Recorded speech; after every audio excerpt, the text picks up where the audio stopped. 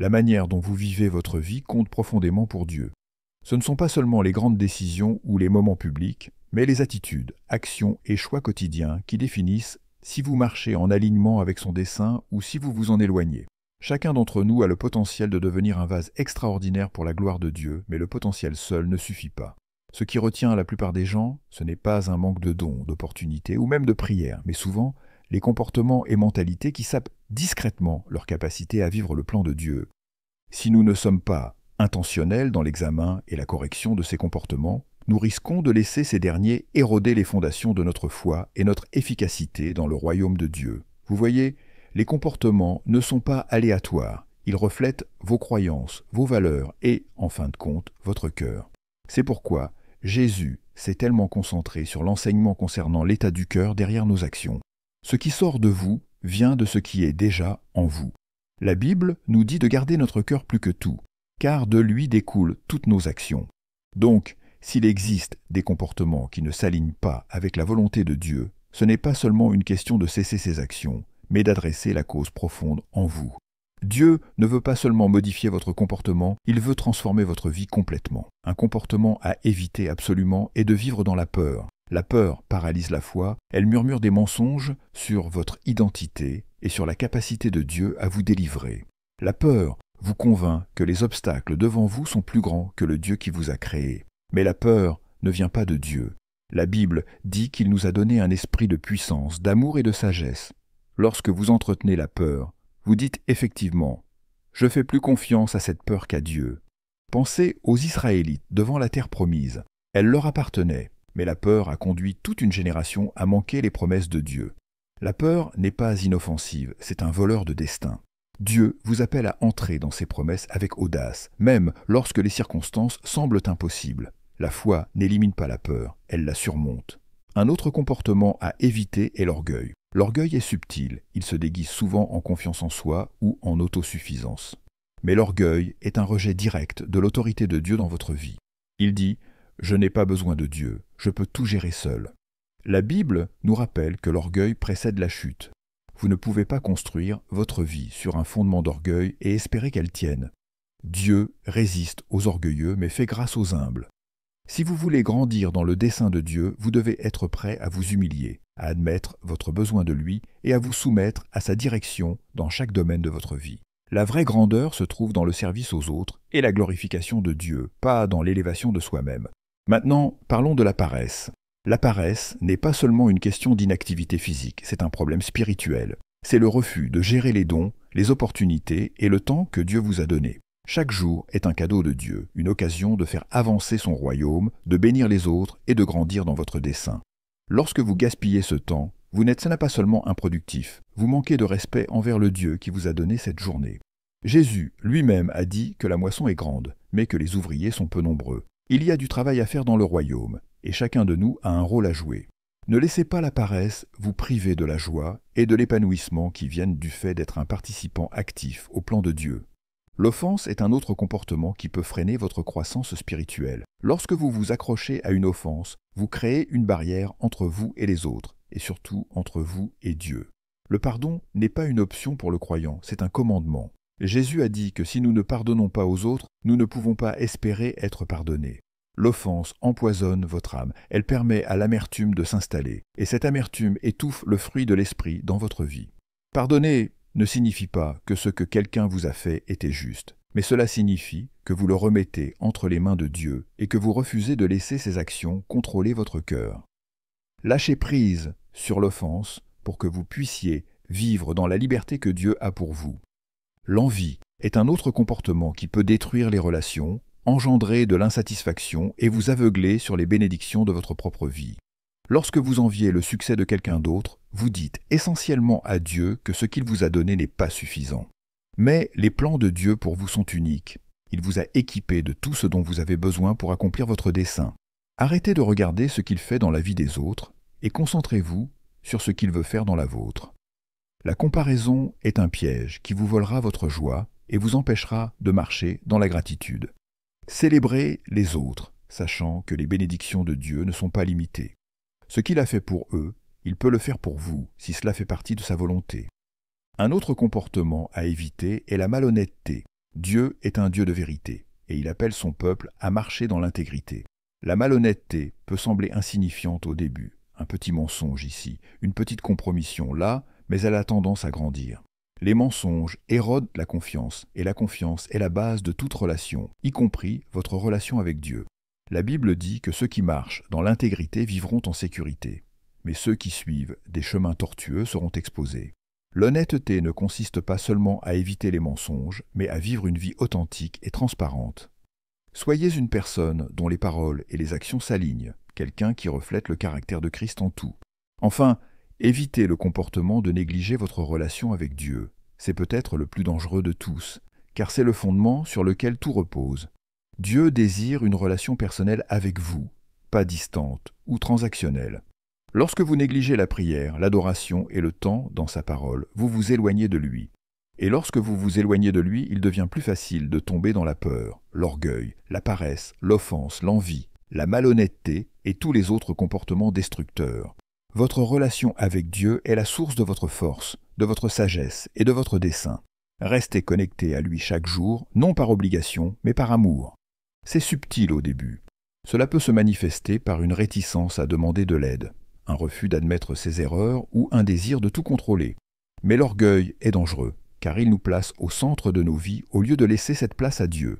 Il nous aveugle sur notre besoin de sa grâce et crée un mur entre nous et lui.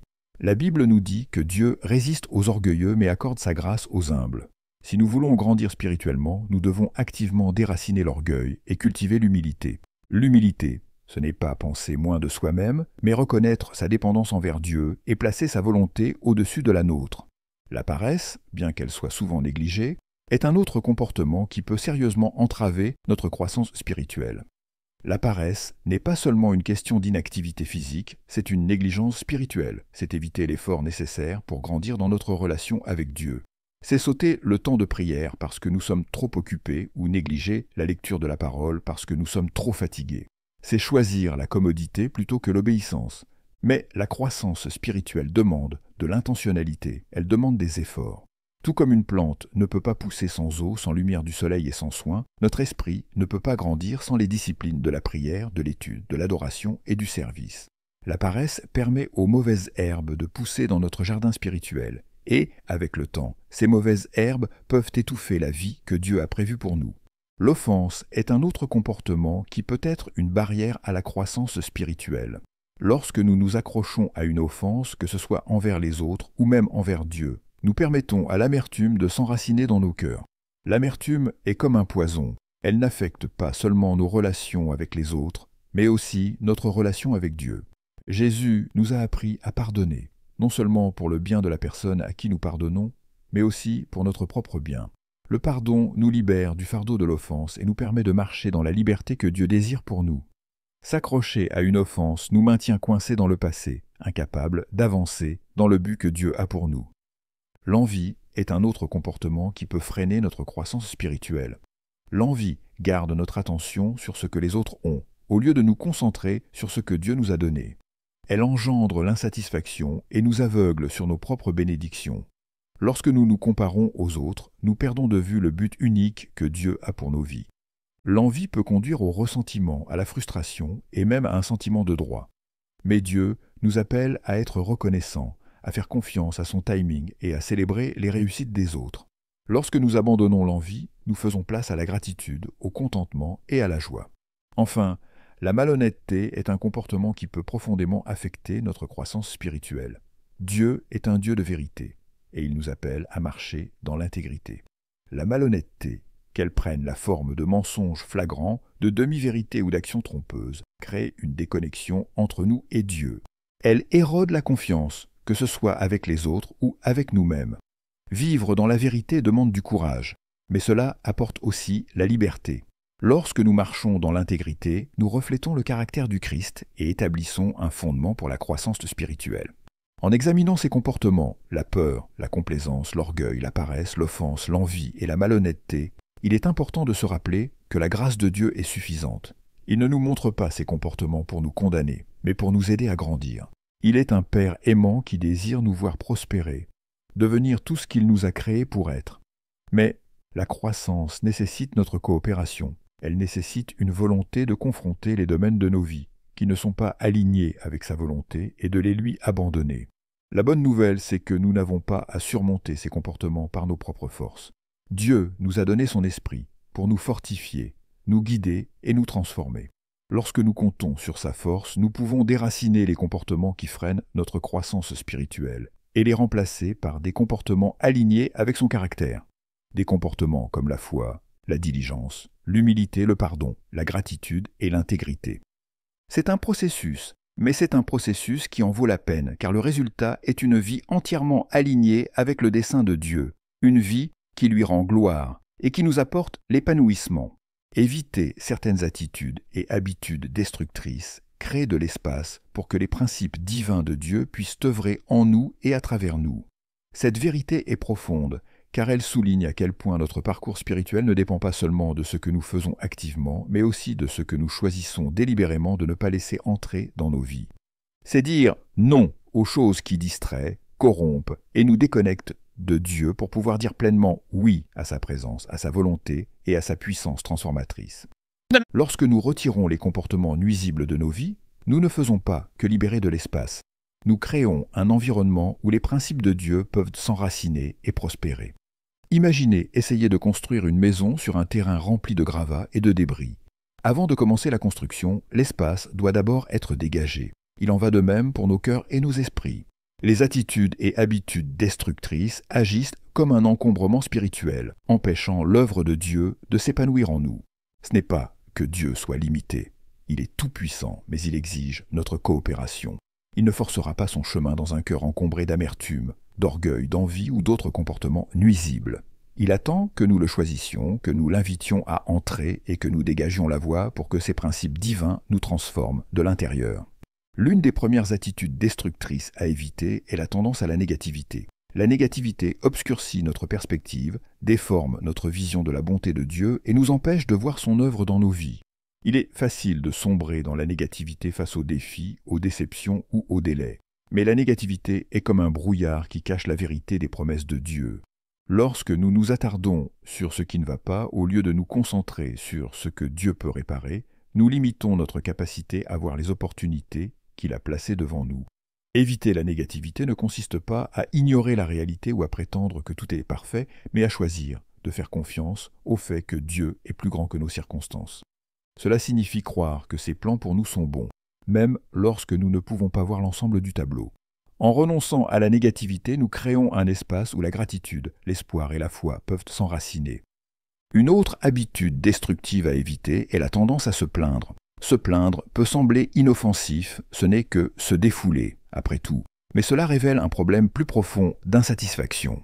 Lorsque nous nous plaignons, nous disons essentiellement que ce que Dieu a pourvu n'est pas suffisant. Nous nous concentrons sur ce qui nous manque plutôt que sur ce que nous avons reçu. Les Israélites dans le désert illustrent parfaitement comment les plaintes peuvent entraver la croissance spirituelle. Malgré la provision miraculeuse de Dieu, ils murmuraient et se plaignaient, et leur ingratitude les a maintenus à errer dans le désert pendant 40 ans. Les plaintes nous aveuglent sur les bénédictions de Dieu et nous empêchent d'avancer. Mais lorsque nous choisissons de remplacer les plaintes par des actions de grâce, nous nous alignons sur la perspective de Dieu. La gratitude déplace notre attention du manque à l'abondance, des problèmes aux possibilités. Elle ouvre la porte aux principes de provision et de paix de Dieu pour couler dans nos vies.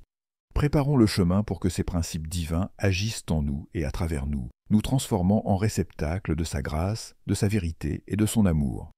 Transformer nos comportements ne concerne pas une performance extérieure, mais l'alignement de nos cœurs et de nos esprits avec la volonté de Dieu pour sa gloire. Cette distinction est cruciale, car notre foi et notre relation avec Dieu ne sont pas transactionnelles, mais transformantes. Trop souvent, les gens tombent dans le piège de se concentrer uniquement sur les apparences extérieures, pensant qu'en agissant d'une certaine manière ou en suivant un ensemble de règles religieuses, ils gagneront la faveur de Dieu. Mais Dieu n'est pas intéressé par des actions superficielles dépourvues de sincérité. Il désire nos cœurs, notre dévotion authentique, notre humilité et notre volonté d'être façonnés par son esprit. La transformation commence à l'intérieur, dans les recoins cachés de nos cœurs. Il s'agit de permettre à Dieu d'accomplir un travail en profondeur pour remodeler nos pensées, nos attitudes et nos motivations, afin que nos actions extérieures reflètent naturellement son caractère. Jésus lui-même a souligné ce principe au cours de son ministère lorsqu'il s'est adressé aux pharisiens. Il a dénoncé leur tendance à se concentrer sur des rituels extérieurs tout en négligeant l'état de leur cœur. Il les a appelés des sépulcres blanchis, beaux à l'extérieur mais pleins de mort à l'intérieur. Cette image frappante nous rappelle que la véritable transformation commence par une soumission intérieure à la volonté de Dieu. Il ne s'agit pas de faire des performances pour impressionner les autres ou pour tenter d'impressionner Dieu, mais d'être renouvelés par sa grâce.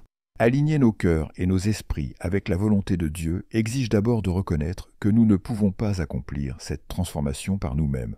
Ce n'est pas par notre force, notre sagesse ou nos efforts que nous sommes transformés, mais par la puissance du Saint-Esprit agissant en nous. Lorsque nous invitons Dieu dans chaque domaine de notre vie, nos pensées, nos désirs, nos luttes, nous lui donnons la permission de nous affiner. Ce processus de purification n'est pas toujours confortable, mais il est nécessaire. Tout comme l'or doit passer par le feu pour être purifié, nous devons permettre à Dieu de purifier nos cœurs en enlevant tout ce qui n'est pas conforme à sa volonté. L'un des premiers pas dans ce processus est le renouvellement de nos esprits.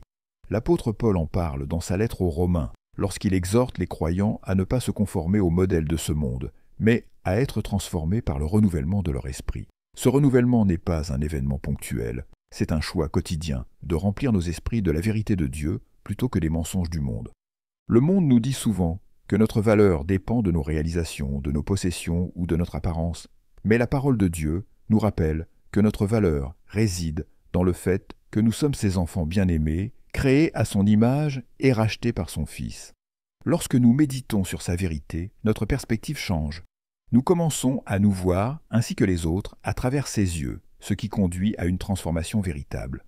À mesure que nos esprits sont renouvelés, nos comportements changent naturellement. Nous n'agissons plus par ambition égoïste, peur ou orgueil, mais par un désir de glorifier Dieu. Cela ne signifie pas que nous devenons parfaits du jour au lendemain. La transformation est un voyage de toute une vie, et il y aura des moments où nous trébucherons ou échouerons. Mais même dans nos faiblesses, la grâce de Dieu est suffisante. Il ne s'attend pas à ce que nous fassions tout parfaitement tout le temps. Ce qu'il désire, c'est un cœur prêt à grandir, à apprendre et à lui faire confiance tout au long du processus. Aligner nos cœurs et nos esprits avec la volonté de Dieu implique également d'examiner nos motivations. Pourquoi faisons-nous ce que nous faisons ? Nos actions sont-elles motivées par un désir de plaire aux autres, de gagner de la reconnaissance ou de répondre à une norme personnelle de succès ? Ou sont-elles enracinées dans un amour sincère pour Dieu et un désir de l'honorer ? Il est facile de tomber dans le piège de faire les bonnes choses pour de mauvaises raisons. Par exemple, servir dans un ministère, donner à des œuvres de charité ou aider les autres sont toutes de bonnes actions. Mais si notre motivation est de recevoir des éloges ou de nous sentir bien dans notre peau, nous avons manqué l'essentiel. La véritable transformation se produit lorsque nos actions découlent d'un cœur entièrement soumis à Dieu, cherchant à le glorifier par-dessus tout. L'humilité est un autre aspect essentiel de cette transformation. Aligner nos cœurs et nos esprits avec la volonté de Dieu exige de renoncer à notre orgueil et de reconnaître notre besoin de lui.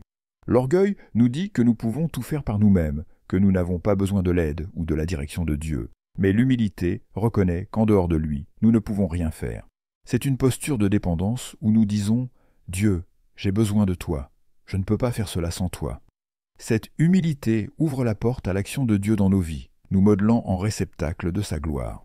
Le pardon est également une composante clé de l'alignement avec la volonté de Dieu. Garder rancune crée une barrière entre nous et Dieu, ainsi qu'entre nous et les autres. Il est impossible de s'aligner pleinement sur la volonté de Dieu tout en nourrissant de l'amertume ou du ressentiment. Jésus a donné l'exemple ultime de pardon lorsqu'il a prié pour ceux qui l'ont crucifié, disant « Père, pardonne-leur, car ils ne savent pas ce qu'ils font ». Lorsque nous choisissons de pardonner, nous libérons le fardeau de l'offense et faisons de la place pour que la guérison et la paix de Dieu se manifestent dans nos vies. Le pardon n'est pas toujours facile, mais c'est une étape nécessaire dans le processus de transformation. La patience est une autre vertu qui se cultive lorsque nous alignons nos cœurs et nos esprits avec la volonté de Dieu. La transformation ne se produit pas du jour au lendemain, et il y aura des moments où nous aurons l'impression de ne pas progresser. Mais le timing de Dieu est parfait, et il est fidèle pour achever l'œuvre qu'il a commencée en nous.